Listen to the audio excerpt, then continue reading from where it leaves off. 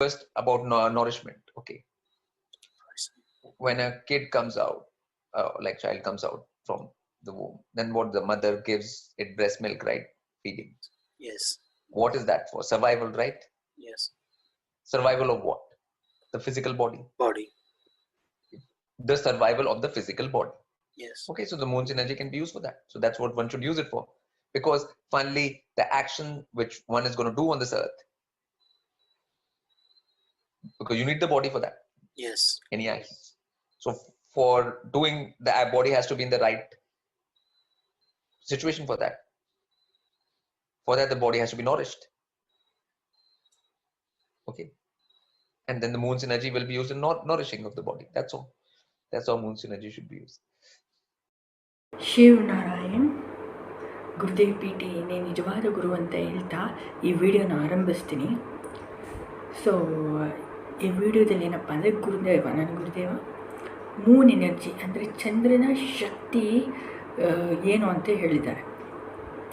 ಮೊದಲಾಗಿ ಚಂದ್ರನ ಶಕ್ತಿ ಪೋಷಣೆ ಮಾಡುವುದಕ್ಕೆ ಅಂತ ಪೋಷಣೆ.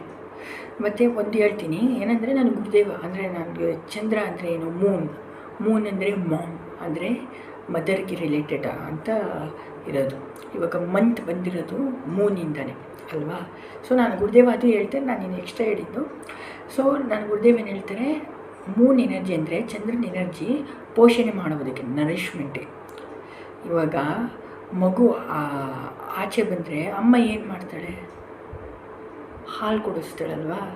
ಸೊ ಅವಳು ಏನು ಮಾಡ್ತಿದ್ದಾಳೆ, ಪೋಷಣೆ ಮಾಡ್ತಿದ್ದಾಳೆ. ಏನಕ್ಕೆ ಹಾಲು? ಏನಕ್ಕಂದರೆ ನಮ್ಮ ದೇಹ ಬದುಕಕ್ಕೆ, ನಾವು ಬದುಕಬೇಕು ತಾನೇ, ಅದಕ್ಕೆ ಪೋಷಣೆ ಮಾಡುವುದು ಬದುಕಕ್ಕೆ.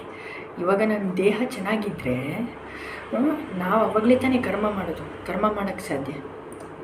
ಮೊದಲಾಗಿ ನಾವು ಕರ್ಮ ಯಾತ್ರೆಯಲ್ಲಿ ಮಾಡಬೇಕಾಗಿದ್ದು ಈ ದೇಹ ರಕ್ತ ಮಾಂಸ ಶರೀರ ತಾನೇ. ಸೊ ಅದಕ್ಕೆ ಈ ಮೂನ್ ಎನರ್ಜಿ ನಮ್ಮನ್ನು ಪೋಷಣೆ ಮಾಡುತ್ತೆ, ಅದು ದೇಹನ, ಅರ್ಥ ಆಯ್ತಾ, ನರಿಶ್ಮೆಂಟ್ ಮಾಡುತ್ತೆ. ಸೊ ಅದೇ ಈ ಮೂನ್ ಎನರ್ಜಿನ, ಅದನ್ನು ನೀವು ಈ ಥರ ಉಪಯೋಗಿಸ್ಬೇಕು ಅಷ್ಟೆ. ಇದೇ ಮೂನ್ ಎನರ್ಜಿ ಅಂದರೆ ಚಂದ್ರನ ಎನರ್ಜಿ ಅಂತ ನನ್ನ ಗುರುದೇವ ಶಕ್ತಿ ಅಂತ ನಾನು ಗುರುದೇವ್ ಹೇಳ್ತಾರೆ. ಶಿವ್ ನಾರಾಯಣ್.